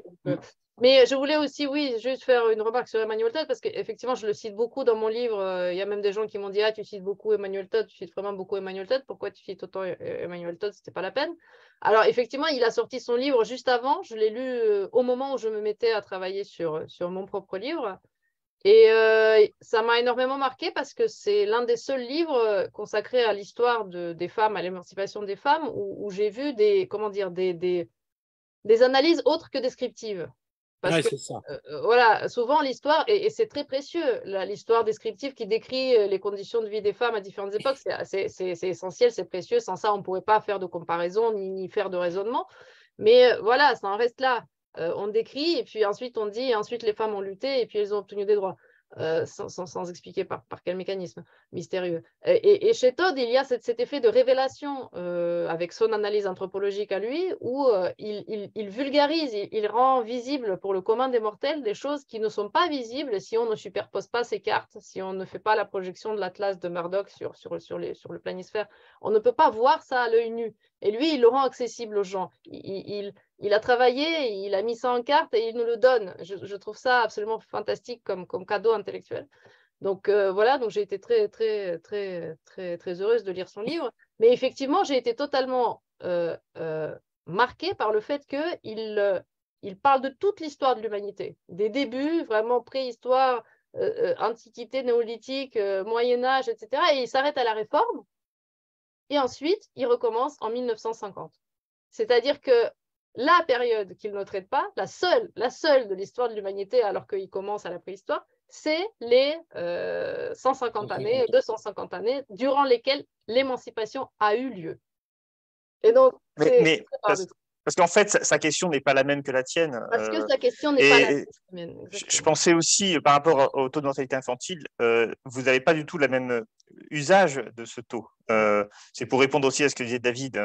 Parce que effectivement, pour Todd, c'est un symptôme. C'est-à-dire, comme tu l'as dit, si la mortalité infantile augmente, en fait, Todd, il parle des statistiques dures par rapport aux statistiques molles. Il dit, les vraies statistiques qui servent à comprendre une société, c'est ce qu'on ne peut pas trafiquer et ce qui est un indicateur de l'état global de la société, les taux de mortalité en particulier. Donc, ce qu'il lui utilise en tant qu'anthropologue et démographe. Mais pour toi, la mortalité infantile, c'est une cause.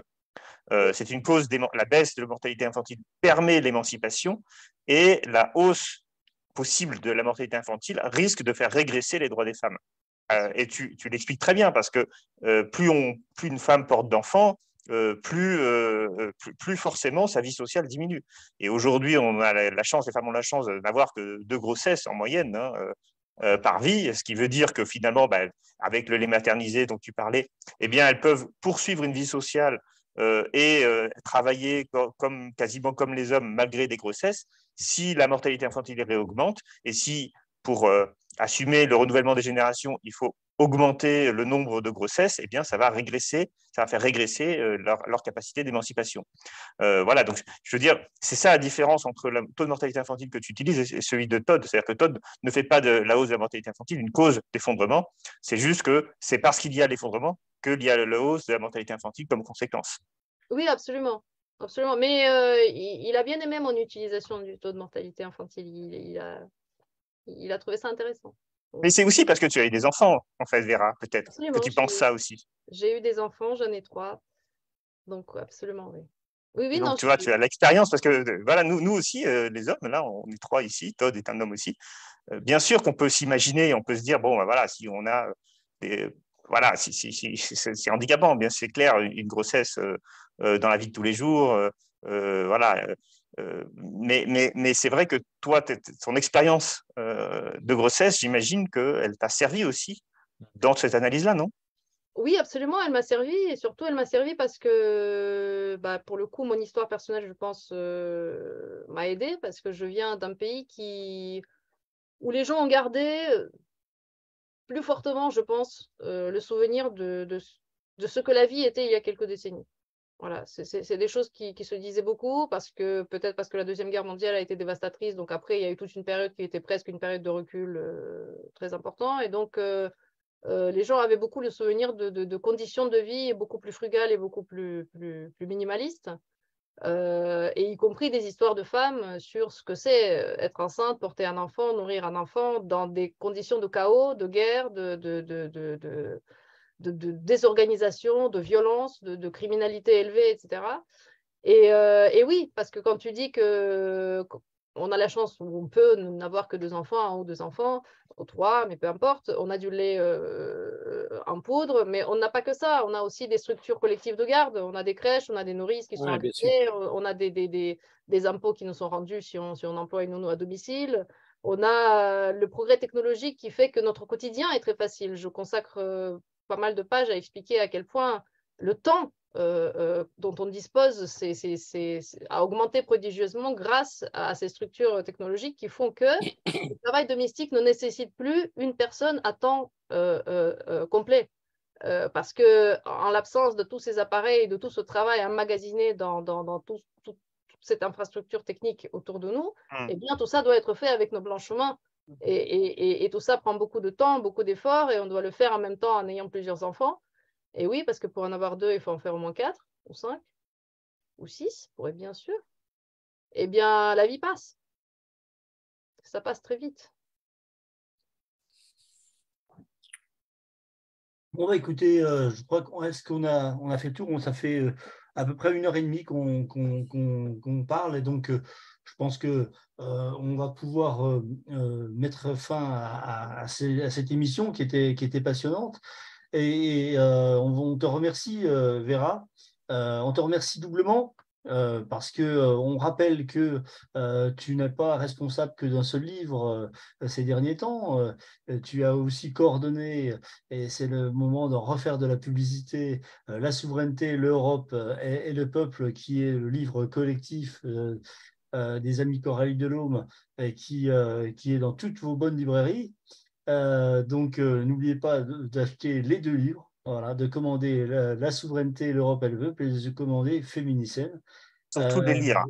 Voilà, et Vera y a joué un rôle alors, à 100% pour Féminicène, et un rôle très très important pour le livre de l'association des Amis de Coralie Delhomme. Donc on tient encore à la remercier pour cet excellent travail. On va se retrouver, je pense, dans à peu près 3 semaines, peut-être à la fin mai, Philippe. Et puis on essaiera de Oui, fin mai ou début juin. fin mai, début juin, on essaiera de retrouver un thème d'émission, et puis peut-être un invité qui aura peut-être un livre à nous expliquer. Voilà. Et puis, bon, donc, on remercie aussi toutes les personnes qui ont participé un petit peu sur la page, qui ont donné leurs questions. Et puis, on vous rappelle que l'émission, vous pourrez continuer de la voir sur la page des Amis de Coralie Delhomme, la page Facebook. Mais on va aussi, peut-être dès ce soir, si j'y arrive, verser sur la chaîne YouTube de l'association. Donc, voilà, il faut un peu de temps. Je vais voir si j'ai le temps de le faire, sinon je le ferai demain matin. Et puis donc ça fera deux façons de voir l'émission. La chaîne YouTube, d'ailleurs, vous pouvez vous y abonner. Hein.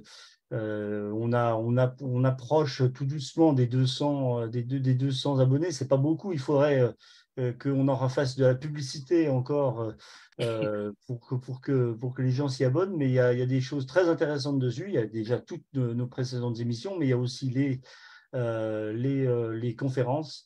Les conférences, notamment la dernière, celle qu'on a faite en février avec François-Xavier Bellamy et Emmanuel Morel. Donc, là, cette chaîne YouTube, n'oubliez pas de vous abonner. Il paraît qu'il y a une petite cloche, il faut dire ça à chaque fois. Donc, voilà, il faut appuyer sur la petite cloche pour vous abonner à la chaîne. Voilà, je vous remercie, David, Philippe, Vera. Merci Vera. On était ce soir en concurrence avec Merci. On était ce soir en concurrence avec Le Cornio, avec Le Discours d'un roi. Je crois que c'était donc les gens qui nous ont regardés ont beaucoup de mérite quand même parce que non, mais s'ils sont sur une box, ils peuvent revenir en arrière souvent, hein, et puis recommencer s'ils veulent. Voilà. En plus, demain c'est férié, donc ils peuvent regarder Le Cornio, il n'y a pas de souci. Juste après. Et puis le discours d'un roi, c'est pas mal aussi. Oui, tout à fait. Et puis c'est d'actualité. Voilà. Merci beaucoup pour vos questions. Merci. Pas le même roi. Merci, lecture de mon merci David, merci Philippe et Vera. C'était très, très heureux de vous retrouver. Avec grand plaisir. Merci beaucoup Vera. Et vraiment, ton livre est passionnant et m'a fait comprendre plein de choses. Et je trouve que ça répond à plein de questions. Les angles morts du discours sur cette question me paraissent être dans ton livre. Merci pour votre lecture de mon livre et pour vos questions, vraiment. Merci beaucoup. Bonne soirée. Je vais arrêter À bientôt.